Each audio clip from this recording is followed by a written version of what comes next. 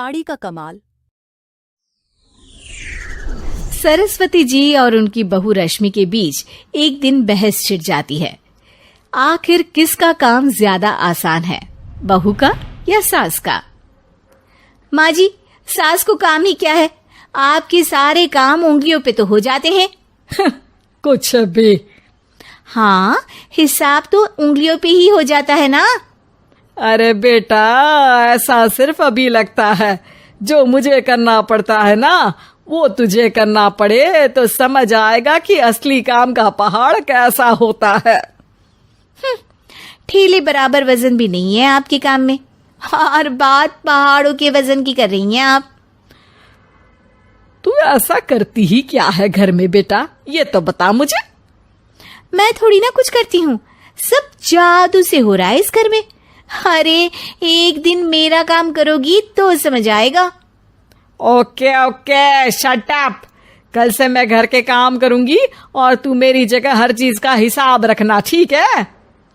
ठीक है, ये भी कर लेते हैं। ये सास बहू की डील के बारे में रश्मि के पति अमन को नहीं पता था और ना ही अमन के पिताजी सुरेश जी को। पर गेहूं के साथ साथ जैसे घुन भी पिस जाता है, ये दोनों भी पिसने वाले थे। सुबह अमन उठकर तैयार हो गया है ऑफिस जाने के लिए, तो पता है उसके कपड़े नहीं निकले हैं।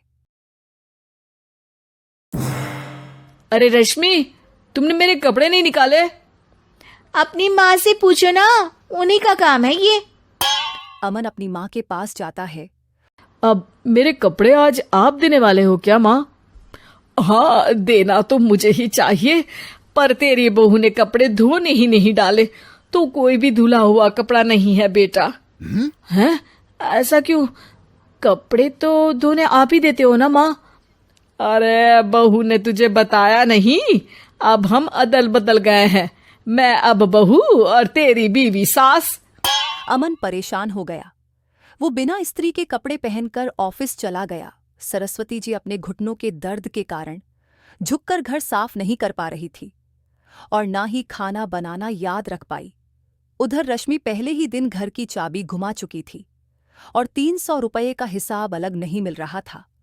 पर दोनों का ही घमंड कैलाश पर्वत से भी बड़ा था और दोनों ही खेमे एक दूसरे की बात मानने को एकदम तैयार नहीं थे। शाम को जब सुरेश जी और अमन खाना खाने बैठते हैं तो सरस्वती जी उनके सामने गाजर और पपीते लाकर रख देती हैं। अरे माँ, ये क्या है? ख्याली पुलाव के साथ सलाद। माँ जी खाना बनाना भूल गई लगता है। अरे एक एक चमन्नी का हिसाब है मेरे पास, खाना बनाना कैसे भूल जाऊंगी? ये तो मैंने पढ़ा था कि फल फ्रूट खाने से सेहत अच्छी रहती है, इसीलिए ये ले, एक फल खा ले। रात को जब सुरेश जी और अमन अपनी मीटिंग बिठाते हैं अकेले में, बाबूजी, इनकी लड़ाई के कारण ना हमें ठीक से खाना मिल रहा है, उल्टा घर के सारे काम रुक गए हैं। हाँ बेटा, 2 भैंसों की लड़ाई में बेचारे खेत के पौधों का भी नुकसान हो रहा है। पर पापा, क्या बताऊं आपको, मैंने माँ को इस महीने की 2 तारीख को बिजली के बिल के पैसे दिए थे। आज बिल भरने के लिए मांगने गया तो पता चला कि रश्मि उन पैसों से गैस सिलेंडर ले आई। अच्छा, तो सिलेंडर के पैसों का क्या हुआ? अब सिलेंडर के तो कोई पैसे नहीं थे बाबूजी, हमारे घर पर गैस की पाइपलाइन लगी है ना। बेटा, इन दोनों का कुछ करना पड़ेगा, नहीं तो अपने घमंड के चक्कर में पूरा घर बर्बाद कर डालेंगी ये दोनों। अमन और सुरेश जी काफी सोच विचार के बाद एक निष्कर्ष पर पहुंचते हैं। रात ही को दोनों अपनी पत्नियों की अलमारी से नई साड़ी निकालते हैं और सुबह जब सरस्वती जी और रश्मि उठती हैं तो देखते हैं कि दोनों पति साड़ी पहनकर चढ़ाव पर सब्जी काट रहे हैं। अरे ये सब क्या हो रहा है? क्या हो रहा है मतलब? आप दोनों अदल बदल हो सकते हो तो हम क्यों नहीं? अरे क्या मतलब? नहीं नहीं, मेरी भी बचपन से किसी की बहू बनने की इच्छा थी, तो आज से सरस्वती तुम बड़ी बहू, मैं मिडल बहू और अमन छोटी बहू। अरे लेकिन सब घर पर बैठ जाएंगे तो कमाएगा कौन? ये घर कैसे चलेगा? अब वो तो भैया या बाकी लोग जाने, अब हमने भी अदल बदल कर ही लिया है तो कुछ नहीं हो सकता।